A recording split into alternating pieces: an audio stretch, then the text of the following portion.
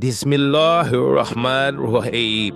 हजरत दाऊद की आजमाइश के दौर के वाक़े को पेश करते हैं। कहते हैं कि एक दिन हजरत दाऊद अपनी महराज में इबादत में थे, ज़बूर पढ़ रहे थे कि अचानक एक खूबसूरत परिंदा कबूतर की तरह जाहिर हुआ और वह हजरत दाऊद के सामने आकर बैठ गया।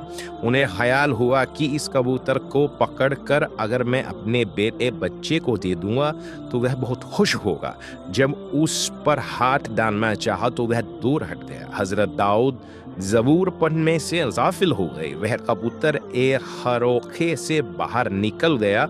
हजरत दाऊद छत पर चढ़कर इधर उधर बैठने लगे। कबूतर कहा गया, आपने देखा तो कबूतर औरिया के बाग में चला गया था। आपने जब उधर निगाह उठाई तो देखा कि एक खूबसूरत औरत बाग के हौज में गुस्ल कर रही है। हजरत दाऊद के दिल में यह ख्याल आया कि क्यों ना इससे मैं निकाह कर लूं। यह औरत तो बहुत ही लायक और समझदार मालूम होती है, इसे तो शाही महल में रहना चाहिए। मुल्क के रिवाज के मुताबिक आपने औरिया को बुलाया और कहा, तू अपनी बीवी को तलाक दे दे, मैं उससे शादी करना चाहता हूँ। उसने इनकार कर दिया, लेकिन कुछ अरसे के बाद जब औरिया एक लड़ाई में शहीद हुआ तो हजरत दाऊद ने उस औरत को अपने निकाह में ले लिया। कुछ आलिमों ने लिखा है कि वह औरत औरिया की बीवी न थी, उससे उसकी मंगनी हुई थी। बाद में जब हजरत दाऊद का उसके लिए पैगाम पहुंचा तो उसके घर वालों ने इस नए पैगाम को कबूल कर लिया और औलिया की मंगनी फूट गई। खुदा को यह बात पसंद न आई, लेकिन इससे ज्यादा यह बात सही मालूम होती है कि शादी का पैगाम शहीद होने के बाद दिया गया और निकाह इद्दत खत्म होने के बाद ही हुआ। एक दिन हजरत दाऊद अपने इबादत खाने में ज़बूर पढ़ रहे थे। किसी की हिम्मत में थी कि उस वक्त वह उनके पास जा सके। बाहर पहरेदार पहरा दे रहे थे। अचानक उन्होंने देखा कि दो आदमी दीवार फांद कर अंदर दाखिल हुए। जब दाऊद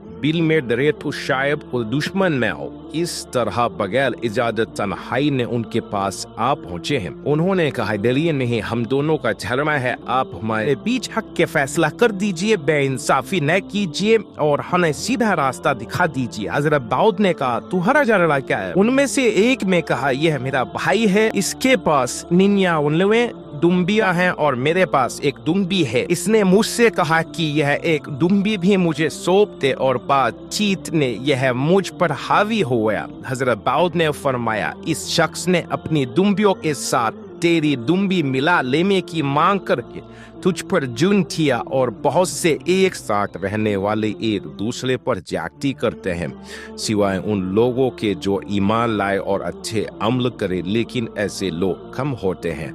हजरत दाऊद को ख्याल हुआ कि ये फरिश्ते हैं और यह मेरी भूल पर असल की तंबीह की है। हजरत दाऊद सजदे में गिर गए और अपने खुदा से माफी मांगी। कहने लगे कि हजरत दाऊद 40 दिन तक नमाज और सजदे में पड़े रहे। खुदा ने उनकी दिल की माफ कर दी। इसके बाद हजरत दाऊद 30 साल और जिंदा रहे। वह अक्सर शहर से बाहर निकलते और लोगों को ज़बूर पर सब सुनाते, जिसका लोगों पर बड़ा असर होता। खुदा ने हजरत दाऊद से फरमाया, ए दाऊद, हमने तुझको जमीन में बादशाह बनाया है, तू लोगों के बीच हक के साथ हुकूमत कर, अपनी ख्वाहिश न चल, नहीं तो वह तुझे खुदा के रास्ते से भटका देंगे। जो लोग अल्लाह के रास्ते से भटकते हैं उनके लिए सख्त अजाब है। हजरत दाऊद ने अपने बेटे सुलेमान को अपना जानशीन मुकर्रर किया और इसके बाद दुनिया से इंतकाल फरमाया।